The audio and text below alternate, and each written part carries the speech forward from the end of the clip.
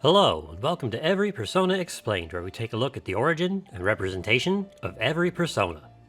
I'm your host Winright, and today we're taking a look at Meng Po. Meng Po is a character from Chinese tradition where she has the incredibly awesome title of Goddess of Oblivion. While she's not related to Mehrunes Dagon, she does live in Du, the underworld. Du is divided into 10 courts, and Lady Meng lives in the 10th court, right before the exit, actually. Here she administers the potion or soup of Oblivion, which erases the memories of the spirits who drink it in preparation for reincarnation. While every spirit is supposed to drink this potion, some manage to slip through without partaking and retain their memories after they are reborn. She fills the same role as the Lethe, one of the rivers of the underworld in Greek mythology, the waters of which cause the same kind of memory loss when drunk. Souls would drink from it to forget their past lives in preparation for reincarnation? What? Didn't know that was a thing.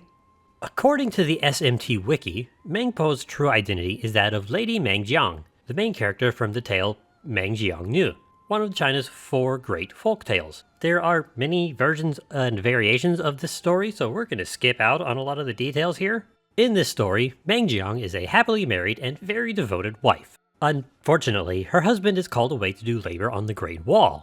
After being away for some time and not hearing from him, Meng Jiang grew worried and set off to her husband's job site in search of him.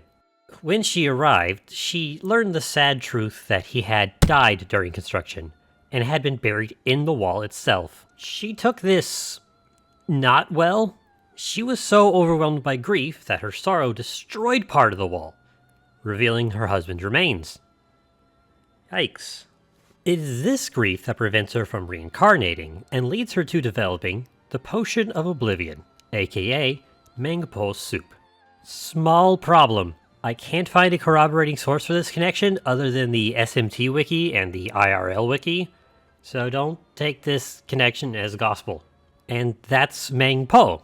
So how's she represented in game? The high percentage of white on her design works very well, as in Chinese culture, white traditionally holds the same meaning as black does in some Western cultures, where it represents mourning and is worn at funerals. In her right hand, she's holding a bowl of liquid, representing the potion or soup of Oblivion. Based on the color, I'd say it's a potion.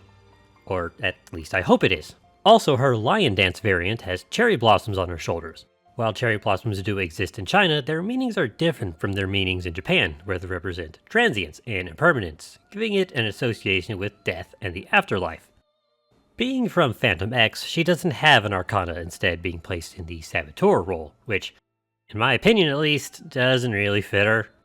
If she were to have an arcana, I think death would be most fitting. Not only because of, underworld, but also due to its meanings of spiritual transformation, new beginnings, and transitions. And her moves don't disappoint. Underworld Fury obviously references where she lives, stays, inhabits. What's the right word here? Lion Dance of Oblivion is another reference to her Oblivion potion, and Flowers of Naihe is a fun one referencing the bridge of the river Nai, the river a spirit must cross over to complete the reincarnation process, after having some delicious potion soup, of course. Likewise, her awareness levels has some good stuff too.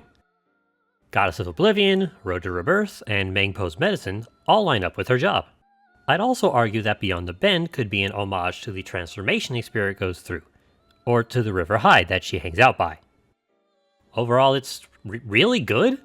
I was not expecting that from Phantom X. Surely this won't heighten my expectations for the other personas in this game, right? Right?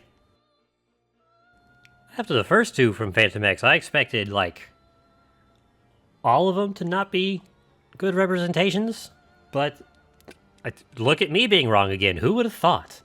I do know that a lot of them will have the disconnect of the character it's based on being female, but the persona user being male, so they have a male represented form.